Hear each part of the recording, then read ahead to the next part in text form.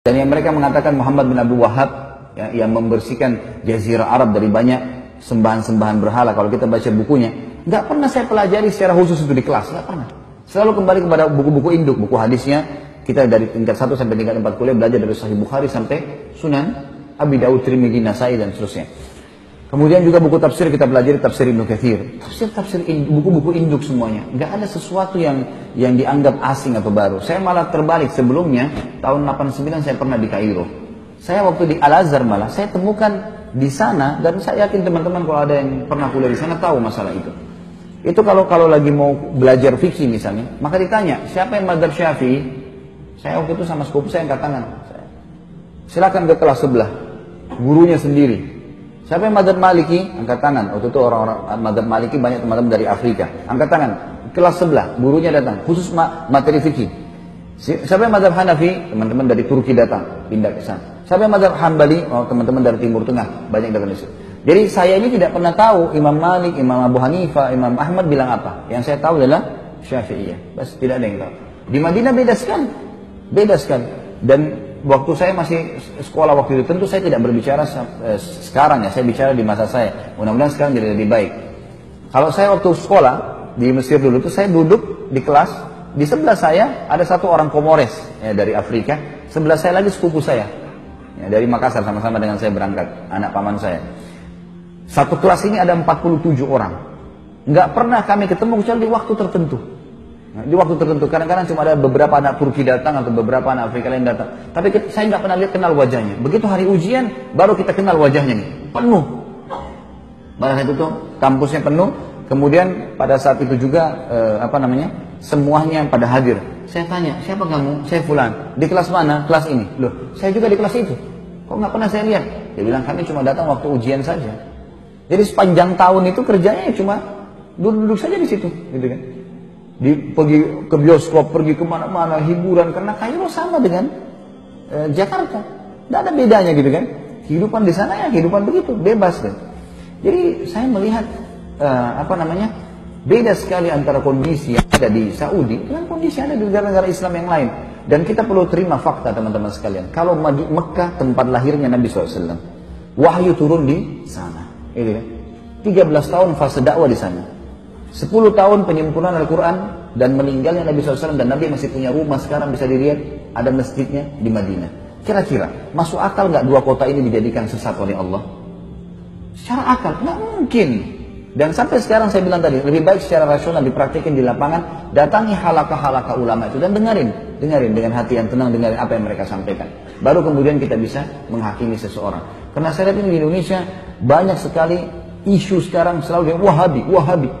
Oh, momok yang menakutkan Wahabi. Saya sampai waktu mau pergi ke Madinah, saya ketakutan dengan istilah Wahabi. Karena ada beberapa teman-teman ayah saya mengatakan, hati-hati sana, ambil ilmunya tapi jangan jadi Wahabi. Ini ambil ilmunya tapi jangan jadi Wahabi, bagaimana ceritanya? Kan saya lagi belajar di sana. Jadi setiap guru masuk saya lihat, ini Wahabi. Apa yang dia mau sampaikan? Ini momok seperti apa? Sembeli lehernya orang, ini kafir, kayak sudah menakutkan. Saya waktu itu ketakutan sendiri. Setelah 6 bulan saya belajar, saya lihat selalu guru datang, qala Allah, qala Rasul. Allah berfirman, Rasulullah bersabda, dinukil dari Ibnu Abbas, dari Ibnu Umar, dari ini. Kisah semua yang berhubungan dengan para sahabat, para tabi'in, generasi emas. A'immah yang 4, imam yang 4 yang terkenal madhabnya. Ada sesuatu yang baru. Dan setiap kali guru-guru keluar habis meneraskan sebuah materi, pasti saya rasa iman saya bertambah. Terus apa nih masalahnya? Kalau ini yang selama yang divonis sebagai Wahabi, ini berarti keliru nih. Ada sesuatu nih. Setelah saya telusurin, ternyata istilahnya keluar dari mulutnya orang-orang Syiah. Sengaja mereka memvonis itu supaya yang paling banyak membongkar kedok mereka, supaya yang mereka mengatakan Quran kurang, mereka mengatakan bahwasanya sahabat kafir. Ini adalah orang-orang yang ada di tempat lahirnya Nabi SAW dan tempat meninggalnya Nabi SAW. Pernahkah kita lihat teman-teman sekalian, pemerintahan Saudi sekarang merusak Masjid Haram dan Masjid Nabawi? Atau mungkin tidak mengurus rumah Nabi SAW, tidak mengurus Masjid Nabi? Terbalik, malah diurus, dirawat. Jemaah haji kalau masuk merasa tentram di sana, ibadah. Tentu saja pemerintahan semua punya kekurangan. Sudah saya sebutkan di sirah kemarin. Ingat teman-teman sekalian, tolok ukur kehidupan adalah masa hidupnya Nabi SAW di Madinah. Kalau di zaman Nabi SAW saja ada orang kafir, ada orang munafik, ada orang maksiat dan ada orang mukmin, di zaman Nabi SAW apalagi kerajaan Saudi. apalagi pemerintahan Indonesia, apalagi semuanya gitu kan. Tetapi saya tetap mengatakan ulama ada di mana-mana. Ulama-ulama Rabbani ada di mana-mana. Artinya di Indonesia juga insya Allah mudah-mudahan ada di antara orang-orang yang kita anggap punya kapabilitas dan kapasitas untuk itu. Tentu bukan saya dan bukan antum. Ini ada orang-orang yang sudah sampai pada tingkat yang luar biasa dari ibadah mereka dan juga ilmu mereka. Mereka hafal Quran, mereka hafal sekian banyak hadis. Sampai Imam Ahmad mengatakan tidak akan boleh seseorang menjadi imam mazhab kecuali menghafal 50.000 hadis. Baru bisa dianggap sebagai seorang ulama rujukan.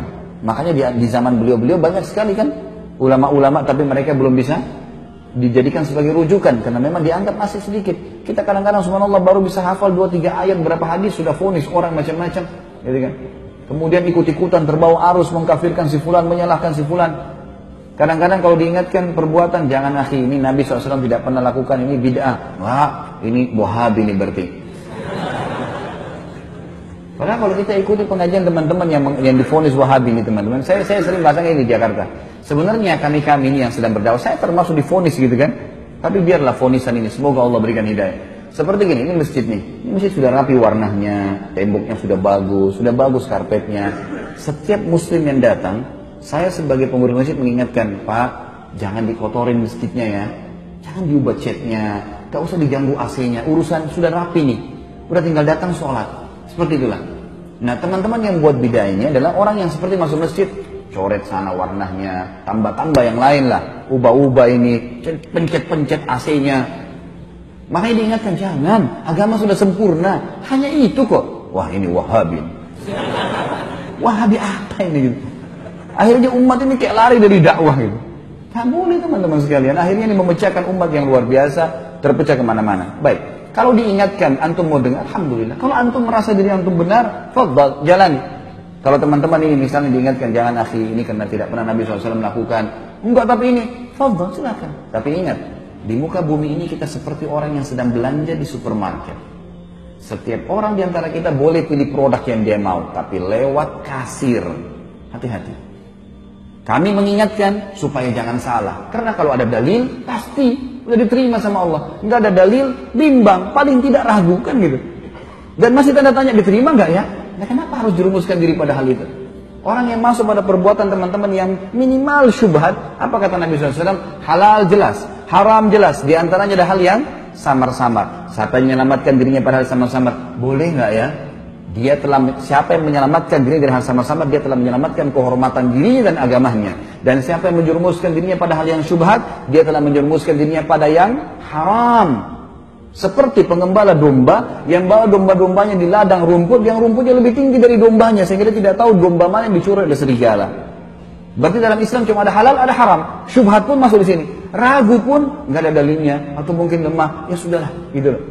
Ini enggak langsung divonis saja langsung ini. Sekali lagi teman-teman, kalau dianggap ini adalah perbuatan, nggak apa-apa lah, ya sudahlah. Jangan jadikan perpecahan umat.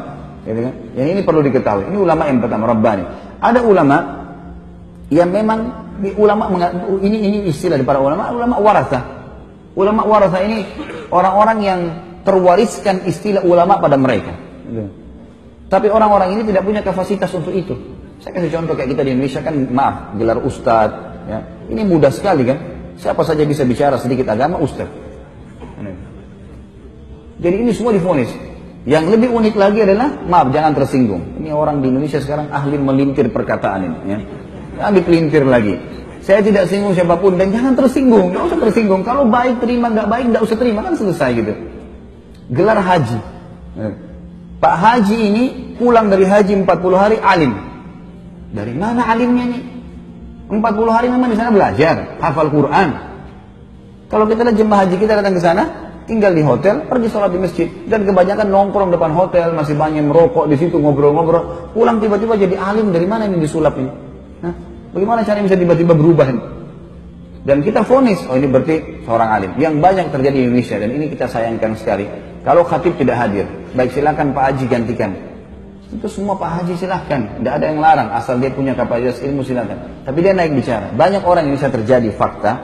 Nah, kemudian dia turun dari mimbar, dia tidak mau lagi mengatakan tidak tahu, semua tahu. Dan yang jadi masalah pengikutnya fanatik, walaupun salah. Nah ini yang jadi hal yang luar biasa. Ini namanya ulama waratha. Ada orang kakeknya kiai, ayahnya kiai, anaknya jadi kiai otomatis. Dari mana ini otomatis? Ilmu itu harus dipelajari, nggak bisa. Kan itu. Ada yang ketiga, yang terakhir, ulama su. Dan ini Nabi SAW sebutkan, akan datang nanti satu zaman di mana umatku dipimpin oleh ulama su, ulama yang buruk. Kok ada ulama buruk? Apa maksudnya? Kata Nabi SAW adalah ulama yang memanggil umat ini pada kesesatan. Mereka diberikan julukan ulama, tapi mereka ngajak orang-orang untuk berbuat hal-hal yang dikarang-karang sama dia, buat cara ibadah sendiri, nggak butuh dengan syariat. Gimana caranya nggak butuh syariat? Kita butuh Al-Quran dan Sunnah, panduan. Nabi SAW mengatakan, telah aku tinggalkan kepada kalian dua perkara, kalau kalian berpegang teguh padanya tidak akan pernah salah selamanya. Kitabullah wa sunnati. Yang kita sayangkan sekarang memang banyak orang juga. Ini satu hal yang perlu kita garis bawahi, supaya kita paham teman-teman sekalian. Sekali lagi tidak menggurui, ya. Al-Quran dan Sunnah, semua sekarang sekte dalam Islam yang mengatakan saya Muslim, kemudian saya disebutkan kepada kelompok tertentu, kan kami juga punya Al-Quran dan Sunnah, gitu. Baik, semua orang memvonis punya Al-Quran dan Sunnah, tapi permasalahannya ada satu kalimat yang mestinya kita tempelkan dengan itu. Apa itu? Sesuai dengan pemahaman para sahabat. Maksudnya para sahabat. Al-Quran turun kepada para sahabat. Banyak ayat turun kepada para sahabat. Hadis-hadis Nabi SAW disebutkan di hadapan para sahabat. Berarti kalau kita kembali kepada tafsir, kita kembali kepada hadis Nabi SAW, lihat perkataan para sahabat. Itu yang penting. Kita sekarang nggak ayat Al-Quran kita vonis sendiri. Banyak orang-orang yang akhirnya menyalahkan orang lain karena masalah ayat dibaca, oh ini maksudnya begini, sudah selesai, dihakimi sama dia. Atau ini hadis begini, kemudian langsung divonis sama dia. Padahal sebenarnya tidak kembali kepada pemahaman para sahabat. Ini yang Allahu a'lam, yang saya tahu akhirnya membuat umat ini banyak kemana-mana pemahamannya. Dan banyak di antara mereka mengatakan, itu kan zaman sahabat. Sahabat juga bisa melakukan, kenapa kita tidak? Tentu saja sahabat melihat Nabi SAW. Apalagi Khulafaur Rasyidin, gitu kan? Buktinya Utsman bin Affan boleh buat susun Al-Quran.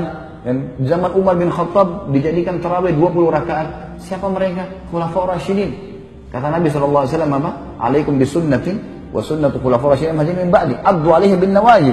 Berpegang pada sunnahku dan sunnah khulafaur rasyidin. Antum masuk khulafaur rasyidin? Kan tidak kan? Nah, iya.